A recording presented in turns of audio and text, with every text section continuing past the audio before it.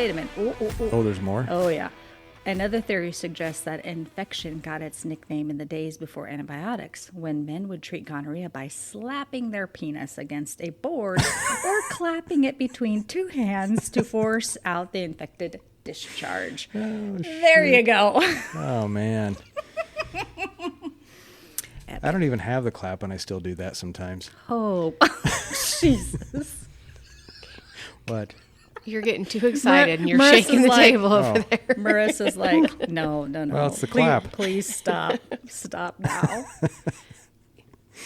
Well, we're here again. Here we are. We're not talking about STDs today. Thank God. Well, I guess welcome to the jury dropout. I am Mike. And I'm Jamie. And I'm Marissa. Yeah, and here we are. We're talking about the clap and gonorrhea. No, we're not. That's not the topic today. No. Oh. Well, hey, we had a burglary. Yeah, You did. Tell us about this burglary, which is so ironic. We had a break-in into our studio. And I'm pretty sure they probably didn't know that they were breaking into a studio where people record crime podcasts.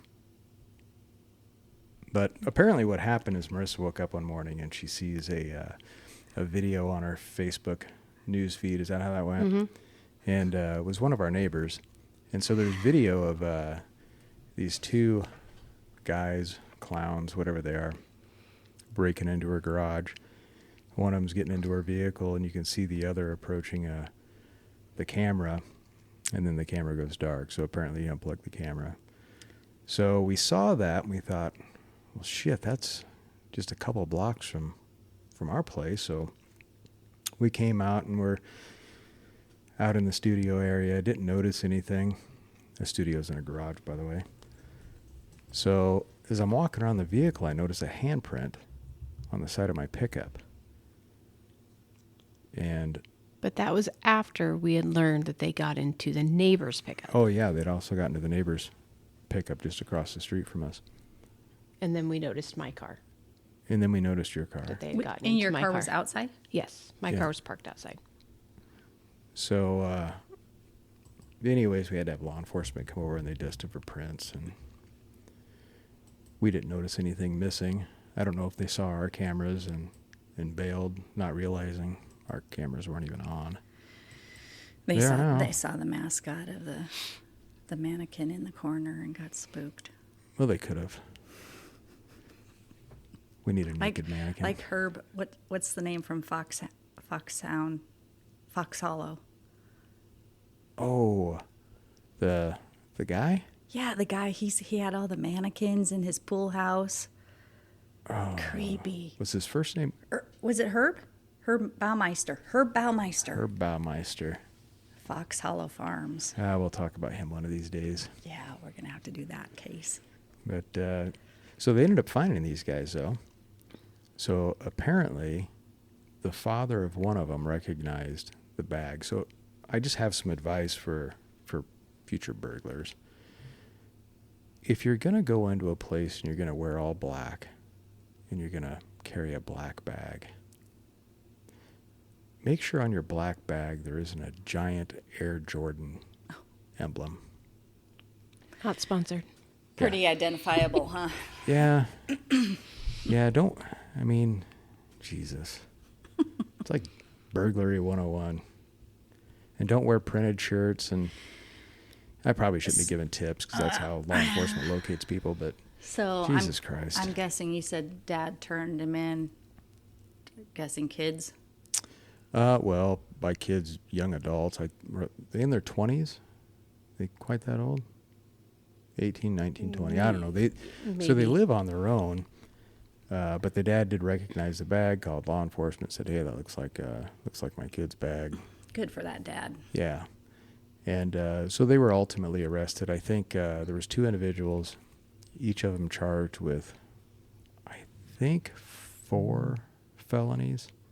There 2. was Just 2. No, one was charged with 4. The other was charged with 2. Okay, Well, so 3. Isn't over $500 of theft considered a felony? that would be a felony as well. Yeah. Well, just a burglary on its own. So burglary, if you enter a building with the intent to steal property, then that's considered a burglary. So even if you don't take property, it's still a burglary because you've entered a building. And breaking doesn't mean you have to break down the door. It's just basically breaking the plane. So you've entered the building with the intent to steal or commit a crime, and that becomes a burglary. So that's what they did. I assume they came in here to steal something. They didn't steal anything from us, but they did steal some money from the neighbors. And don't steal debit cards and then try and use them in the same small town that you Yeah. live in. I mean, Oh, geez. Yeah. So he basically burglarized and stole from everybody around him. So that'll be a fun homecoming. they're Yeah, already no. out. Oh, they are out? They were released June 18th. We should have them on the show. Let's do an interview. Let me just walk down What a couple exactly was houses going and through your head? knock on their door. Oh, gosh. Wow. Well, you had something interesting. Yeah, I happen. was burglarized once. Yeah. Was that Quite a few years ago, though. would that be, it was kind of a burglary. Yeah, it was kind of a burglary, and it ended up being a stalker situation and So an attack situation. tell me how that, what happened What happened? that day? Well, I just a backstory is that originally he stole purses out of my vehicle, and then And how long ago was this? like a long time ago. So this is back before. I mean, I was still in college, so 96, maybe 95, 96, long time ago. But yeah, he ended up stealing a lot very frequently, and then ended up doing a lot of stalker type activity. But it all started with him stealing my purse out of my car, and then escalated from there. So from the time that he stole your purse till the time that you found him in your house, didn't you? Mm-hmm. So tell me about Yep. that. Well, so at the time I worked as a CNA at the local hospital. I was in nursing school, and I worked all of the shifts sporadically. So this particular night I was working night shift, and I had gotten off of work and walked home and got in the house, got ready for bed, took out my contacts, whatever, went to lay down that morning to get some sleep. I'm guessing I got off at 7 o'clock in the morning. I can't remember what the hours were, but heard a noise, and I was just in that, just about ready to fall asleep, heard a noise and kind of perked up.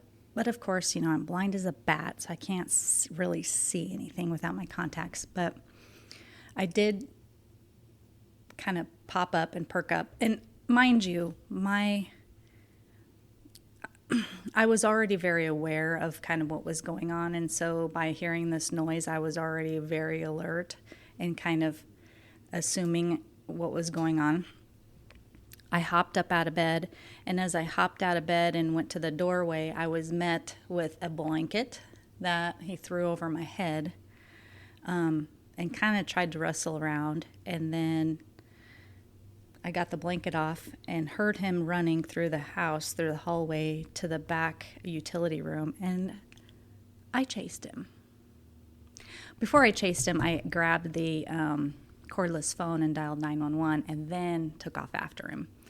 And long story short, I kind of was beating him over the head with the cordless phone before he made it out of the house. So did you still have him there when law enforcement arrived? No, he ran. So he knew my house. He knew our house very well. So, okay, so I got to give you, I guess, the backstory. So I was living with Steve. We weren't married yet. We later got married, but I was living with Steve, and I was commuting to Kearney to nursing school. and I was working at the hospital while I was going to nursing school. So, you know, he this whole time, I want to say this went on for close to a year, maybe. I don't know. I can't really remember, but there was a lot of instances where he was breaking in the house a lot, and stealing random things. And I didn't really notice at first, but when I couldn't find any bras all of a sudden, and my underwear was always missing, and just weird stuff. And then the neighbors would call and say, hey, we see him. He's going back and forth in and out of your garage. Or we see him in the backyard. He's going back and forth. And so there was witnesses that actually saw the person enter your garage or your house.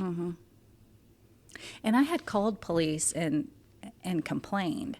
And they said, well, we can't do anything about it because we got to catch him there. Or we have to catch him with proof that he's been in your house. So I kind of got the runaround a little bit. They're like, we can't do anything about it because unless we catch him in the act or catch him there, there's nothing we can do. See, and that's that's actually a little bit of BS. So if you have a witness that says, I saw such and such, and I assume they knew who it was, they knew his name, or did they? Well, or they could describe him anyway. This person was, I think, well known in the neighborhood of doing these things. There was rumors that he was stealing clothes from clotheslines, particularly cheerleading outfits or cheerleading skirts and things like that. And so I think the neighborhood plus the police kind of had an idea of who it was. Did this person live close? Yeah, I'm going to say within 4 blocks, probably. Okay, so the neighbors see him. They see him in the garage, maybe going to the house. You report that you're missing items, and they still felt that wasn't enough. Right. So, okay, that's different. Uh-huh. So you come home, get ready for bed. Where's Steve at this time? Well, he's at work because it's 7 a.m. Oh, yeah. And I was just working a night shift, so he had already gone for work for the day, and I was just coming home. But I guess to back up a little bit, throughout this whole time, items would be missing. But it escalated when I actually found him peeping in my window while I was taking a bath. And it just kind of riled me up a little bit. So how long before you caught him in the house did you catch him peeping in your window? That's a good question. I mean, it wasn't a small time frame. I want to say it was a few months. So it started off with a purse. Yep. Neighbors then saw him in the house. You noticed items missing. Mm-hmm. Then you saw him peeking through your window. Mm-hmm. And then, so he probably knew your schedule. Oh, yeah. And probably knew Steve's schedule. Oh, yeah, for sure. And, I heard him outside the window when I was taking a bath. I heard him, and I thought, I knew it. I knew what it was. And so I got up and threw a towel on and kind of tried to sneak my way to the window and pop up and scare him, which I did. I popped up and scared him and literally face to face with him. And I banged on the window and of course yelled at him and stuff, and he took off running. But it didn't stop him. Like, me catching him in the window did not deter him at all. Well, and it seemed like, so this is the way it seems to me anyway, is a progression from the theft of the purse, and then it moved to the theft of the personal items, undergarments, things of that nature. peeping through your window, and then lastly, actually waiting in the house until you got home.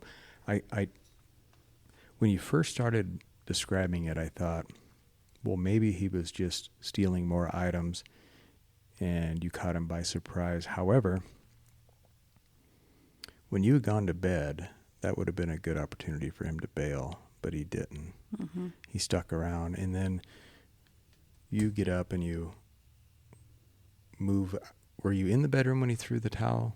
I was right in the doorway. I was right in the doorway. Yeah, I was headed out of the bedroom. As I hopped up out of the bed, and because I heard it. I heard it, and I immediately, I'm like, oh, he's in the house. I'm like, I know what's going on. I was expecting it because this is going on for so long.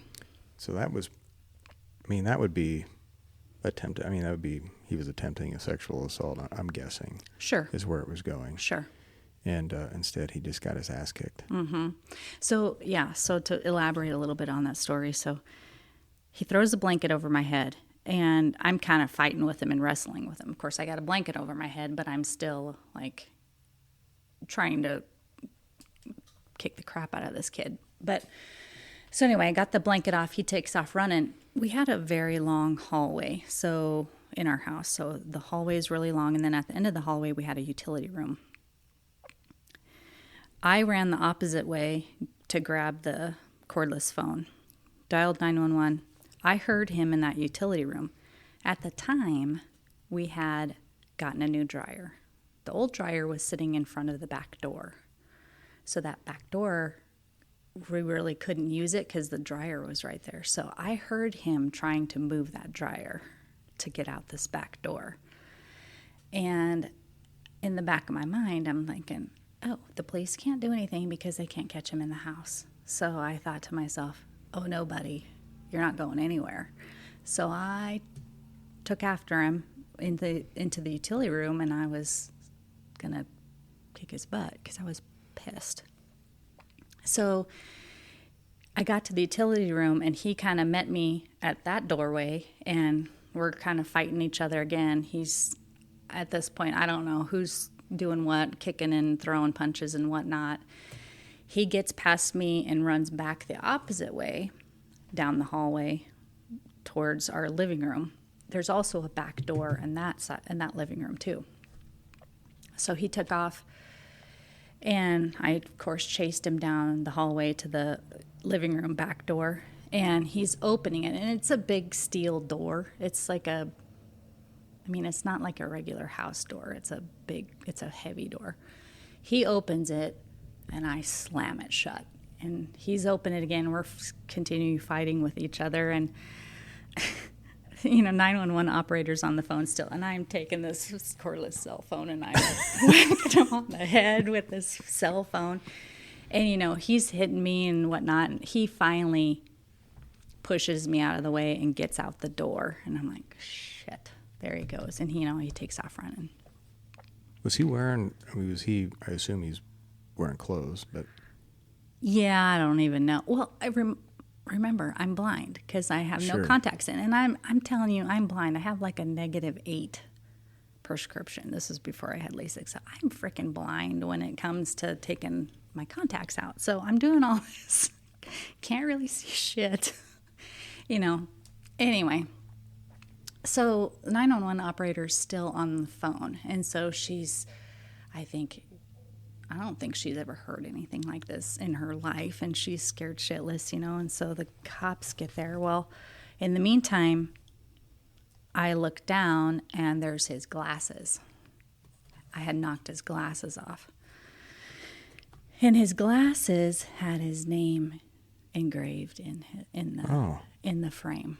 And the cop said, it's a godsend that you knocked his glasses off, because now we can charge him with something because you knocked his glasses off. And his name was engraved. His name was engraved in them because he was in juvie before, and so he had to have all of his personal items. But just because you got his glasses off of him, then they were going to charge him? Yep. Okay. Mm-hmm. So did they Did they do a search warrant, or did they search his place after that? They did. Well, and first thing, too, is, they were asking me, just having me describe what I heard and whatnot and where he came from. Well, he came from the back, I call it the back bedroom. The back bedroom down off of that living room area. And so they went and looked in that room, and they found his coat, his jacket, and in his jacket he had a flashlight, a knife, and I think duct tape. Oh, boy. In the closet, yeah. He had that wrapped up in his coat in the closet in that bedroom. So this is definitely a pre-planned event. So they take that stuff. So then they're like, okay, well, we know who it is and we know where to go. And so they went to his house. They ended up finding like a shrine of me, because he had, when he was stealing all my stuff, he had stolen all of my senior pictures. And they said that the pictures were like lined up all together. And a lot of my items all kind of surrounding it like a shrine. Your first fan. The funny thing is, though, is they were bringing some of the items back, and they brought all this underwear they brought back, and not all of it was mine. Oof. That's the scary part. That's the scary part, because I'm like, oh, well, he's done this to somebody else too. He's breaking into somebody else's house too. So anyway, so that was that story. But later on, at the time he was still juvenile, so he went to juvie. But later on, throughout the years, he ended up going to prison for raping a woman in Grand Island. So he was continually escalating. And he was in the state pen for a while. Was he convicted of anything regarding your incident? I don't think so. So you were never called to court as a witness? Nope. That'd be interesting. I'm going to have to... Nope. And he would continue to send me letters from the state pen. Oh, he sent you letters? Oh, yeah. Were they apology letters? I don't know, because I didn't read them. Oh. I turned them over to the police right away. I'm like, I'm not opening these. I'm not reading these. Wow. I think one of them, the police opened. It was the Valentine's card. Was it at least? I think one of them was an apology letter. I think whatever officer I had talked to said that, yeah, that's part of their program. They have to write apology letters or something like that. And I'm like, whatever. I don't want, like, why would a victim want a letter from, no. Yeah, To me, it doesn't, I was like, no. Mm-mm. I can see him being forced to write an apology letter, but to send a Valentine's card, was it at least like a Hallmark, or was this like I don't know, one of the Scooby-Doo ones he handed out in grade no, school? I'm sure he got it from the canteen or whatever you call it at the state pen. I don't know. Did you get any of them heart candies? God, Jesus, no, I don't know. Oh, gosh. Yeah, I think there was at least 3 letters I got after that from the state pen. You know what's crazy is I worked for that agency probably a year or two later, and I never, ever heard that story until you brought it up a while back when we were talking how you had a stalker. And that's kind of under... I mean, I wouldn't describe that as a stalker. I mean, that was Yeah, so of course they have me. I didn't go down to the police station, but they had me write out a statement of kind of what all happened. And of course, I'm full of myself because I'm in nursing school. So I'm trying to use all of this correct jargon and correct terms, and because I think it broke my finger and I had cuts and bruises, whatever. So I was trying to describe all this stuff, and of course And when you're in nursing school, you think you're got to use all the correct terms. In hindsight, whatever. But I had given that letter to the police chief, and he's like, yeah, this is great and all, but you state in your letter that you don't think he was in here to steal anything. Well, he doesn't have And to. I said, you're right. I don't think he was in here to steal anything. I think he was in here to fucking attack me. Yeah. And he's like, well, the only thing we can charge him with, though, is theft.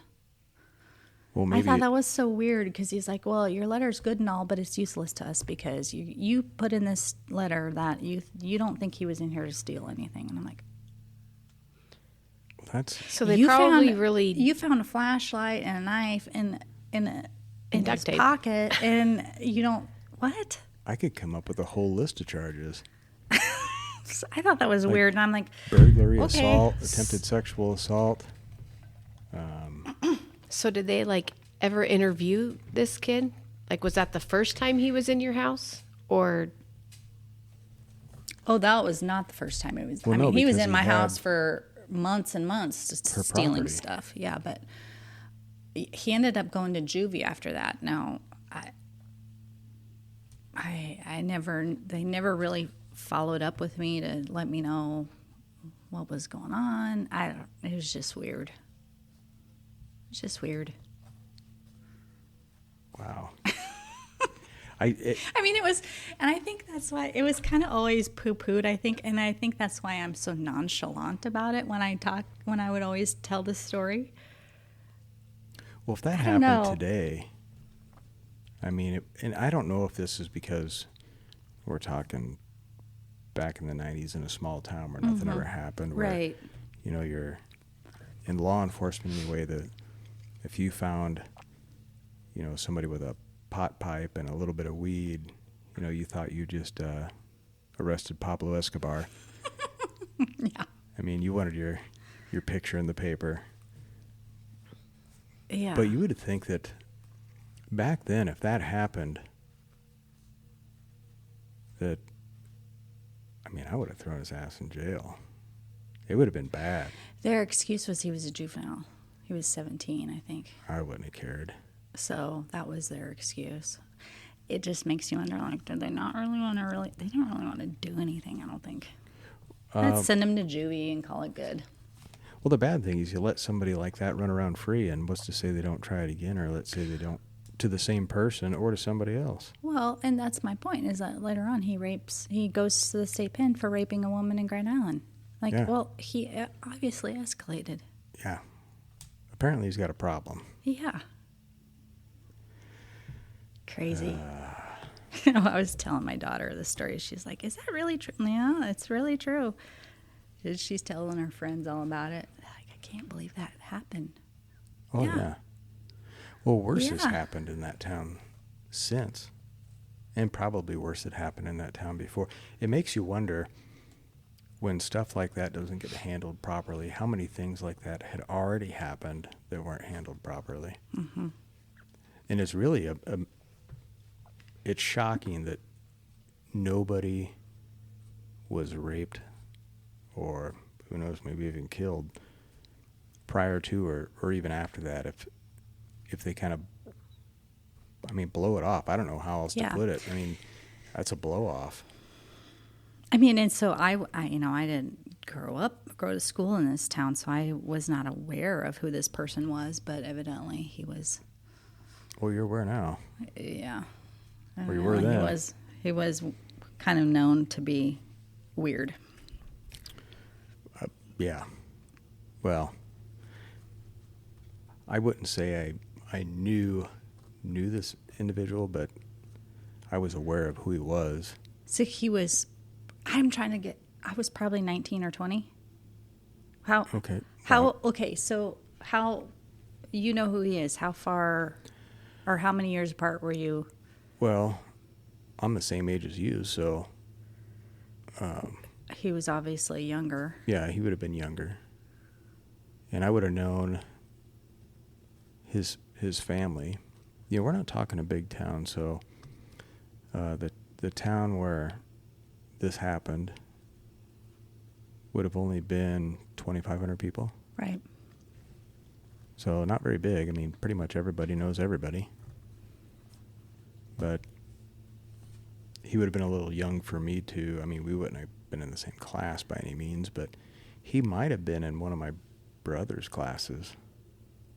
But I definitely knew who his family was. Matter of fact, I might have hanging out. I don't know if it was his sister or... See, I don't think I was 21. I don't remember. I don't think I was 21 yet. Yeah, well, if you weren't 20, I didn't go into law enforcement. I was hired when I was 21, but my first day I was 22, so I guess this would have been probably a couple of years prior to me starting. I know he was 17 because I know technically he was still juvenile. And that was their excuse. Oh boy. Anyway. Well, yeah. Well, if you're if you're in law enforcement and some shit like this happens, don't just throw your arms up and say, "Well, they didn't steal anything."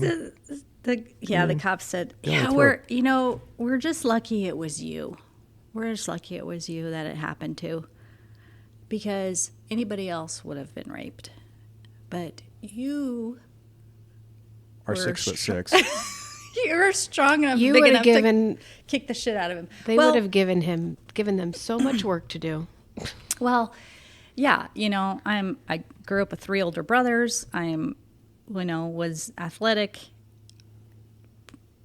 I would say describe myself as pretty strong at the time, and I was pissed, I was pissed. And so I think that's what I just wasn't going to take it. So they're like, yeah, well, we're glad it happened to you. I'm like, okay, well, thanks. Well, there's obviously, I wouldn't even know what I was going to say. But like I said, I talk about it whenever I would talk about it. It's nonchalant. I think probably because I got to that point where I was mad. I was not scared, really. But in hindsight, at night I can't have the windows. I can't have the blinds open.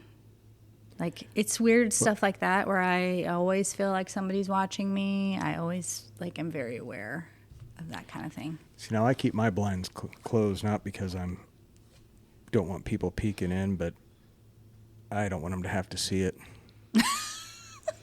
Oh, Lord. Walking around in his underwear at night. Well, no. If you're lucky. We're empty nesters. So be it. Oh, yeah. Oh, boy. Well. I know. Weird. Anyway, just be aware. Yeah, lock your Somebody's doors, just gotta close be your aware. blinds. Yeah, and, people are like, did you not lock your car? Well, this is, mid-90s. Nobody really locked, it was in my driveway. But even now, people really don't lock. Well, the door to this place wasn't locked the night I broke into, so Hmm. it is now. My car doors weren't locked. And the cameras are on. Yeah. We just don't have anything to steal. Well, we had lots to steal, but Well, we did. they left it all. Yeah, it's just, and I'm hyper aware, of course, I always worry about my daughters, and it's just, I'm more aware of my surroundings all the time, or I was. I mean, I always kind of made sure I paid attention to everybody, even grocery shopping or whatever, I'm just hyper focused on, just more aware of my surroundings. And I always tell my girls, just be aware, pay attention. I was going to say, Mike and I instilled that in our girls. Mm-hmm. Yep, and Jesus, what the hell is that? Don't sneak up on Jamie and throw a blanket over her head. She'll whip the shit out of you. Good thing they don't have cellular cordless phones anymore. Oh, God. Did it have a long antenna on it, or was it a short antenna? It was a short antenna. It wasn't the old ones that you pulled out. No, it was a short antenna. 36 inches long. No. Oh man, I'm just picturing that person. And it was in my left hand too, and I still managed to. Oh, you're a right-handed person? I'm a right-handed. Oh, I'm a lucky righty. For him, he might have been dead. I know.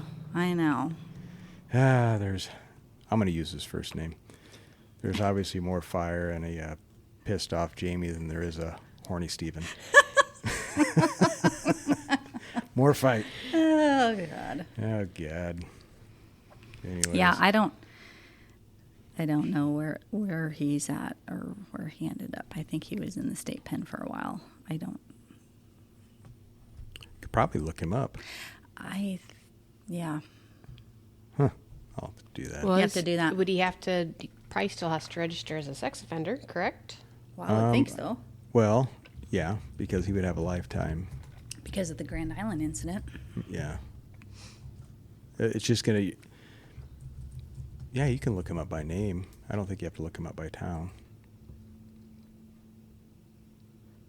That's a lot of silence. Mm-hmm. What's a lot of silence? What's what? Me?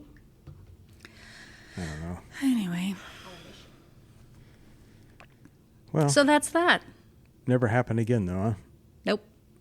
Lucky you. Don't fuck with Jamie. Yeah. Well, no one's tried that with me. Well, Marissa did once. And, yeah, I'm not going to say it. Anyways, we wrap this one up. Sure. Yep. All right. All right. We'll catch you later. Adios. Bye.